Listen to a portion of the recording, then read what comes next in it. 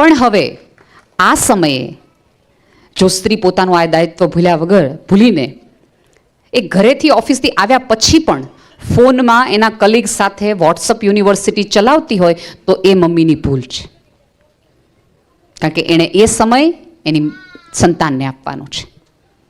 બીજું કે તમે જેના આધારે મૂકીને જાઓ છો એ તમારી દેરાણી જેઠાણી મમ્મી એ પણ ક્યાંક જવાબદારી લીધું ત્યારે તમે 5:30 6 ઘરે આવી જાઓ ત્યારે એ સ્ત્રીઓને કહેવાની હોય છે હવે તમે લોકો બહાર જાઓ, લીવ યોર લાઈફ. તો તમારા સંતાનને ઉછેરવામાં એને આનંદ આવશે, નહીં તો એ પ્રોબ્લેમથી મોટા કરશે અને ક્યાંક 2 વાક્યો તમારા સંતાનને સંભળાવશે. તમે જો વર્કિંગ વુમેન માટે એવું બહુ કહેવાય છે કે એ મમ્મીઓ છે ને બહુ બધા બાળકોને ક્લાસમાં મૂકી દે, ડ્રોઈંગમાં મૂકી દે, મ્યુઝિકમાં મૂકી દે, કરાટેમાં મૂકી દે, ફ્રેન્ચમાં મૂકી દે, અહીંયા મૂકી દે, અહીંયા મૂકી દે. એ મમ્મીઓ એ મૂકે છે એટલા માટે એને જરાય એવું નથી કે એનો દીકરો પિકાસો બની જાય કે એનો દીકરો છે તેંડુલકર બની જાય, પણ એ માને એક ખાતરી જોઈએ છે કે એની ગેરહાજરીમાં એના બાળકનો સમય મોબાઈલના બદલે, મેણાટોણાના બદલે, ટીવીના બદલે એટલીસ્ટ કોઈ ક્રિએટિવ ગ્રુપમાં વેચાય. કોઈ મમ્મીઓને એવું નથી કે આટલા બધા ક્લાસીસ કરાવીને એને કોઈ મોટું કરી દેવું છે. પણ જ્યારે તમે ઘરમાં રહ્યો છો, સરસ મજાની ગૃહિણી છો, સ્વેચ્છાએ પસંદ કર્યું છે કે મારે ઘરે રહીને મારા બાળકનો ઉછેર કરવાનો છે, ત્યારે બાળકનો ઉછેર જ કરો, ગિલ્ટમાં ન રહ્યો. અને બાળકને ક્યારેક ને ક્યારેક સાંભળે આ તારા લીધે અમારા ઘરમાં રહેવું પડે, બાકી અમને નોકરી કરતા આવડતી તો અમે ભણતા હતા ને અમને બધું આવડતું હતું. એટલે બાળકને મોટું થઈને મેં ક્યાં હમ દીધા હતા તમને. It's your choice. આ પેઢી બહુ જ શાર્પ છે, તમે માનો છો એના કરતાં ક્યાંય અપગ્રેડ વર્ઝન છે. ખરેખર એમના પ્રશ્નો છે એ બહુ લોજિકલ છે. હમણાં મારી ભત્રીજી મને કે નેહલ તારા લગ્ન થઈ ગયા? એ એટલી નાની હતી કે મારે એના લગ્નનું સમજાવી શકાય એવી સ્થિતિમાં નહોતી, એટલે મેં ડાયવર્ટ કરવાની ટ્રાય કરી. મેં કીધું કેમ લગ્ન કરવા પડે એવું છે? એટલે મને કે હા લગ્ન તો કરવા જ જોઈએ, મારા મમ્મીના થઈ ગયા, મારા બાના લગ્ન થઈ ગયા, મારી માસીના લગ્ન થઈ ગયા. એટલે કીધું અચ્છા એનાથી શું થાય? સાહેબ એણે મને જે જવાબ આપ્યો ને મને હજી 40 વર્ષે ન સમજાણો. મને કે જો આપણી પાસે હસબન્ડ હોય તો આપણે એને એમ કહીએ ને કે જાઓ દૂધ લઈ આવો તો દૂધ લઈ આવે, આપણે એને એમ કહીએ કે લસણ ફોલી દો તો લસણ ફોલી દઈએ, આપણે એમ કહીએ કે વળતી વખતે તમે આવો ત્યારે ઓલે ડબ્બો લેતા આવજો તે બધું હસબન્ડ આપણું બધું કામ કરી દે. આ 8 વર્ષની પેઢીનો જવાબ છે. આમાં 48 વર્ષની સ્ત્રીને ઊભી રાખીને કહું કે લગ્ન હુકામ કરવા જાય તો એ ન કહી કે આ માટે જોઈએ. એટલી જુદી પેઢી છે. આજ મારી ભત્રીજી, તમને ખબર છે કોરોના પેન્ડેમિક દરમિયાન બધાને રામાયણ, મહાભારત એવા અલગ અલગ એપિક દેખાડવામાં આવતા હતા. તો મને બી એવું થયું કે હું એને દેખાડું ને સમજાવું તો એને બી થોડુંક જ્ઞાન થાય અને સમજ આવે એમ. એટલે એ પહેલાં મેં એને પતિ કોને કહેવાય, પત્ની કોને કહેવાય, આને આ કહેવાય ને આ બધા પ્રકારના વિશિષ્ટ શબ્દોમાં એમાં થાય છે એ બધું મેં એને સમજાવ્યું. હવે એમાં તૃપ્તિબેન વારાઘડી એક વાક્ય આવે, મેં મોરારી બાપુને પણ આ વાક્ય કીધું હતું. એમાં વારાઘડી એક વાક્ય આવે, મેં લંકાપતિ રાવણ હું, મેં લંકાપતિ રાવણ હું, મેં લંકાપતિ રાવણ હું. તો મારી ત્યારે તો એ 6 વર્ષની જ હતી મારી ભત્રીજીએ મને એવું કીધું હતું, મને કે આની પત્ની તો મંદોદરી છે, કા લંકાપતિ લંકાપતિ કર્યા કરે એ કે. આ આટલી સ્માર્ટ પેઢી છે. તમને લાગતું હોય કે આ મૂર્ખ છે એવું નથી. આપણને બધાને આપણા સંતાનોના બધા બહુ મોટા મોટા બનાવવા છે. હવે ન્યૂટન છે ને એને વિચાર આવ્યો, એ નીચે સૂતો હતો, સફરજનના ઝાડ નીચે બેસીને સૂતો વાંચતો હતો. બધાને ખબર છે સફરજન નીચે પડ્યું અને બાળકના મનમાં એક પ્રશ્ન થયો કે સફરજન નીચે જ કેમ પડે છે, કેમ ઉપર નથી જતું? ન્યૂટને ઘરે જઈને પોતાની માને કીધું કે મમ્મી આ કેમ સફરજન નીચે જ આવે છે?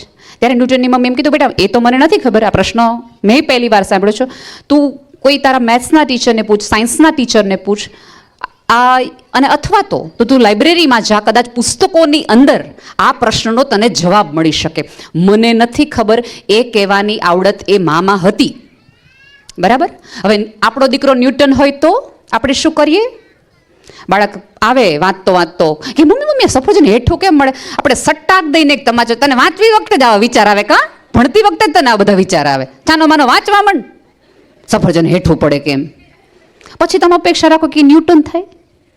નો થાય.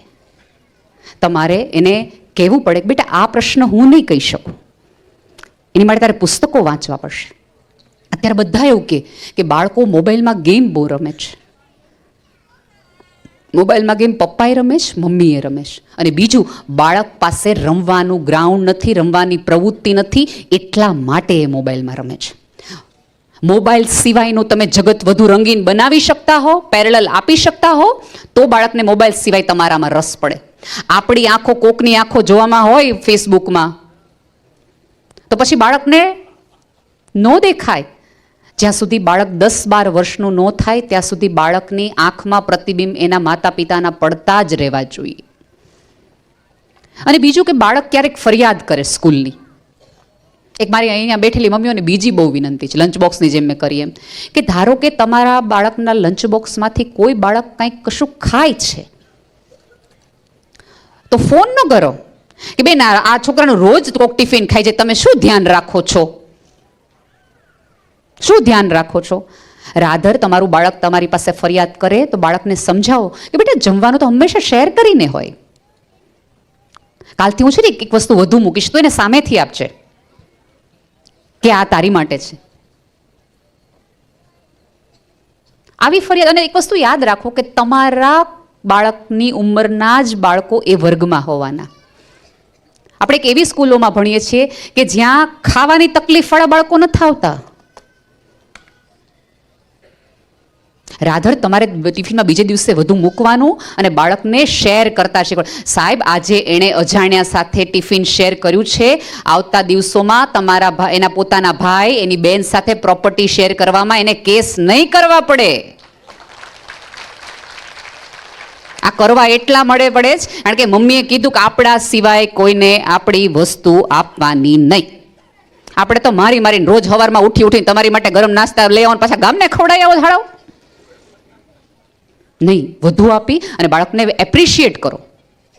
રાધર હું તો પૂછું કે દરેક માતાએ અઠવાડિયામાં એક વખત બાળકને પૂછવું જોઈએ કે બેટા તારો નાસ્તો તે કોઈ સાથે શેર કર્યો? દર અઠવાડિયે બાળકને એના ફ્રેન્ડ્સના નામ પૂછો. અને જો બાળકના ફ્રેન્ડ્સના નામ બદલાય, જૂનું નામ ન આવે, તો બાળકને પૂછો તારા ઓલા ફ્રેન્ડ સાથે કંઈ પ્રોબ્લેમ થઈ બેટા? એટલે એમ કે મારી અરે આવું કર્યું, અચ્છા એવું કર્યું, કાંઈ વાંધો નહીં, એવું તો બધું થયા કે કાલ તું સોરી કહેજ. થોડુંક બાળકને સોરી બોલતા શીખવાડો.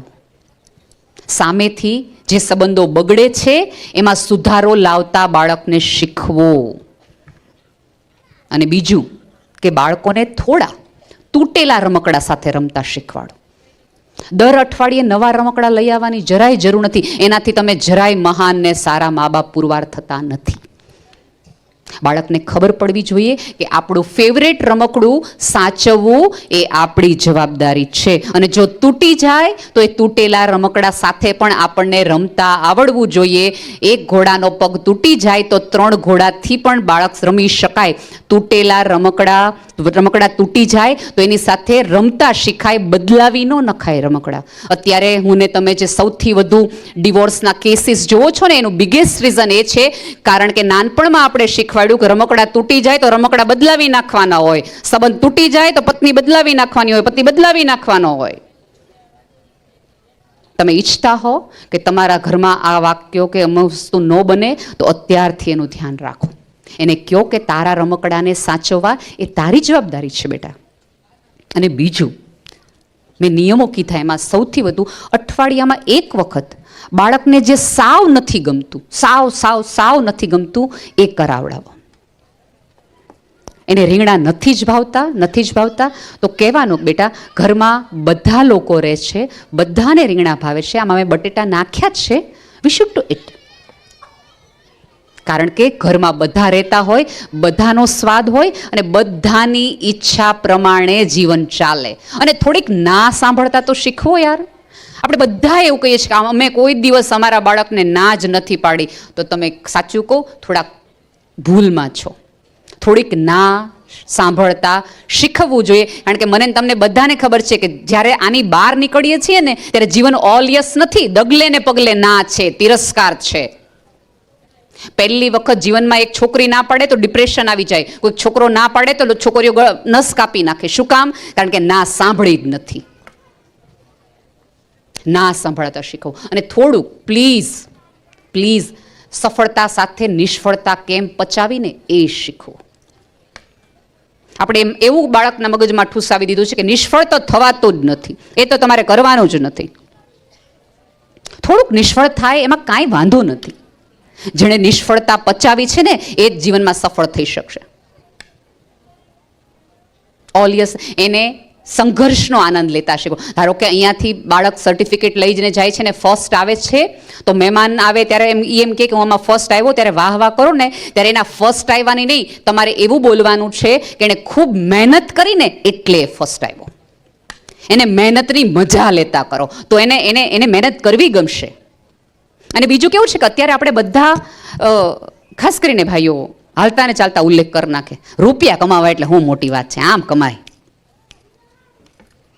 એટલે બાળકને એમ થાય કે ઓકે આ કાંઈ બહુ મોટી ડીલ નથી, ચંદ્ર પર જવા જેવા અઘરું કામ નથી રૂપિયા કમાવા. કારણ કે અત્યારે એક પ્રવાહ એવો છે કે એક તમે રોકાણ કરો તો તમને સવાયું, દોઢું, 3 ગણું, 5 ગણું થઈને મળે છે. એનો અર્થ એ નથી કે તમારે તમારા સંતાનને એ રસ્તે મોકલવાનો છે. અમુક મુદ્દાઓનો ઉલ્લેખ ક્યારેય તે બાળકની સામે ન કરો ને ન જ કરો. બાળકને તો એવું જ લાગવું જોઈએ કે આ પૈસા કમાવા ખરેખર મુશ્કેલ છે, તો એને એનું મૂલ્ય આપશે. સંતાનને 100 રૂપિયા વાપરવા આપો, એની સાથે 100 રૂપિયા વાપરવાની સમજ પણ આપવી તમારી જવાબદારીમાં આવે છે. આપણે સમજદારી નથી આપતા કે ક્યાં સ્પેન્ડ કરવાના હોય. બાળક વાપરીને આવે છે, ટ્રીપમાં તમે બાળકને મોકલ્યો છે, તો બાળકને પૂછજો કે આ 100 રૂપિયામાં તે કોઈ માટે કશુંક લીધું, તારા ફ્રેન્ડ્સ માટે તે કોઈ કંઈક જગ્યાએ આપ્યું. અને જો આવું તમારું બાળક કાંઈ નથી કે તો હું લાવ્યો, મેં આ કર્યું, આમાં કર્યું, તો એ દિવસે રાત્રે સૂતા નહીં. આ ચિંતાનો વિષય છે કે તમારા બાળકને અન્ય માટે ખર્ચ કરતા નથી આવડતું, એને દેતા નથી આવડતું. અત્યારે આપણે બધાને ખબર છે કે આપણે બર્થડે પાર્ટીઝ રાખીએ, અને મને તો હજી નથી સમજાતું, પહેલું વર્ષ બાળકનું હોય, પહેલો ફર્સ્ટ બર્થડે, તો આપણે ગામ ધુમાડા બંધ રાખીએ, બાળકને ખબર ન પડતી હોય. 5 કલાક સુધી ડાયપર બદલાયું ને બાળકે રોઈને આમ કરી નાખ્યું હોય. પણ જસ્ટ આપણે શો ઓફ કરવો છે. અને એ વખતે આપણે આખા ગામને બોલાવીએ, કેટલું મોટું સેલિબ્રેશન કરીએ, અને એ સેલિબ્રેશનની અંદર કેટલા નાના મોટા બધા લોકો આવે. અને એમાંના 5 વ્યક્તિઓ એવા આવે કે થોડાક મૂંઝાઈને જાય, થોડુંક દુઃખ થાય કે યાર અમે અમારા બાળક માટે આવું કંઈ કરી શક્યા નહીં. તમે શું માનો છો કે એ મૂંઝાતું હૃદય, નિસાસા નાખતું હૃદય તમારા બાળકને 100 વર્ષના આશીર્વાદ આપીને જશે કે પીડા લઈને જશે? બાળકનો જન્મદિવસ બાળકને યાદ રહે ને ત્યારથી જ સેલિબ્રેટ કરો, ત્યારથી જ સેલિબ્રેટ કરો. અને આપણે એવા લોકોને જમવા બોલાવીએ કે જે ઓલરેડી ડાયટિંગ કરતા હોય. બરાબર? તમારી રિટર્ન ગિફ્ટ એ લોકો કદાચ ખોલતાય નથી ઘરે જઈને. એના બદલે અનાથ આશ્રમમાં જાઓ કે જ્યાં મા બાપ વગર તરસે છે બાળકો, એમાંના કોઈક બાળકનો જન્મદિવસ સેલિબ્રેટ કરો, તો ઓલોય રાજી થાય, દેવાવાળો, દેવા જેવી લક્ષ્મી અહીંયા છે, એને વાપરતા તો આવડે, બાકી એને લઈ લેતાય આવડે. તમારા બાળકનો બર્થડે હોય ત્યારે ચોક્કસ સાંજે એને એવું કહો કે સાંજે તને ગમે એમ છે, સવારે હું કહું છું. તમે જુઓ અહીંયાના હું ને તમે બધા કે આપણો જન્મદિવસ હતો ને ત્યારે આપણા દાદા દાદી આપણા હાથે કોઈક સારું કામ કરાવડાવતા. ક્યાલે આને કેળું આપ, ગાયને ઘાસ આપ, મંદિરે જઈએ તો ભિખારીને આપણા હાથે 10 રૂપિયા દેવડાવતા, 5 રૂપિયા દેવડાવતા, જેથી કરીને મને ને તમને દેતા આવડે. અત્યારે તો લેવાને આપણે બાળકો તરત હેપી બર્થડે કે પછી કે લાવો લાવો. એટલે બાળકને લેતા જ આવડે, દેતા ના આવડે. એને થોડોક દેતાનો આનંદ કરાવડાવતા થાવ. સવારે ઇન્વેરેબલી નક્કી કરો, ગાંઠવારો, કે સવારે તમારા બાળકને જન્મદિવસના દિવસે કાં તો અમારા જેવા બાળકોની સંસ્થાઓમાં લઈ જાઓ, જેથી કરીને એને ખબર પડે કે તારી પાસે આંખ છે ને કેટલી મૂલ્યવાન છે. આવતા દિવસોમાં આંખ સાચવતો થશે જો એણે આંખ વગરના લોકો જોયા હશે તો. એના પગને એ સાચવશે જો એણે ઢસડાતી કોઈક વ્યક્તિને જોઈ હશે તો.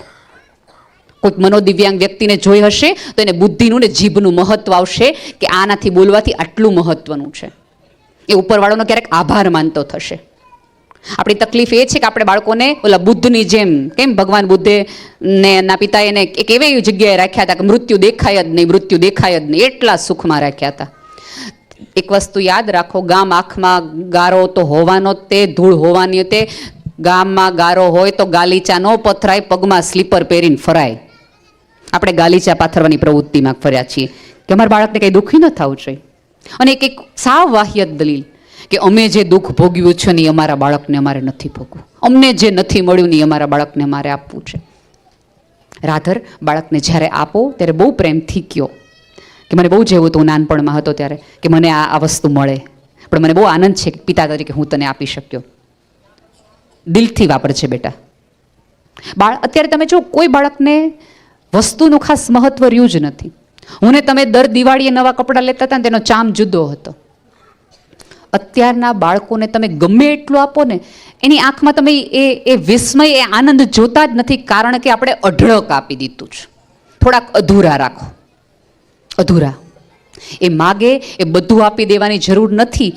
એ વસ્તુની જીદી કન્ટિન્યુ કરે તો એને થોડુંક વેઇટ કરતા શીખવું કે બેટા આજે નહીં, નેક્સ્ટ મંથ આપણે લેશું, ફોર શ્યોર નેક્સ્ટ મંથ આપણે લેશું, જેથી કરીને બાળકને રાહ જોતા આવડે. કોઈક વસ્તુ કે વ્યક્તિ મળે તો સીધા ધીંગાણા ન કરી દઈએ, રાહ જોવે, વેઇટિંગ શીખવો.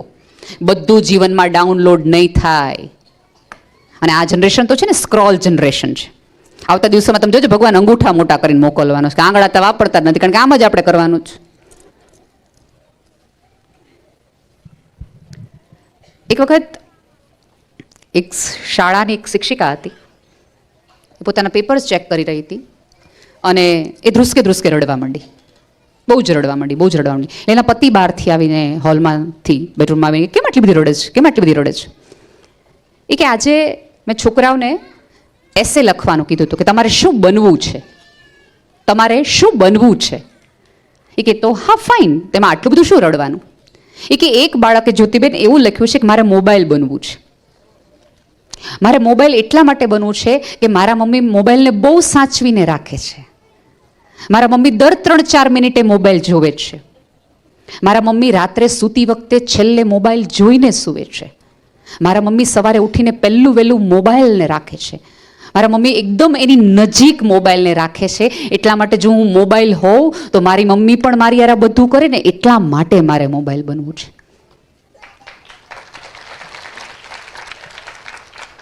ઈશ્વરે તમને વ્યવસ્થા આપી હોય કે બાળકોનો બેડરૂમ જુદો હોય તો પણ છેલ્લે બાળકની આંખ બંધ થાય ત્યારે એની માનું મોઢું જોઈને આંખ બંધ કરે એ બહુ જરૂરી છે.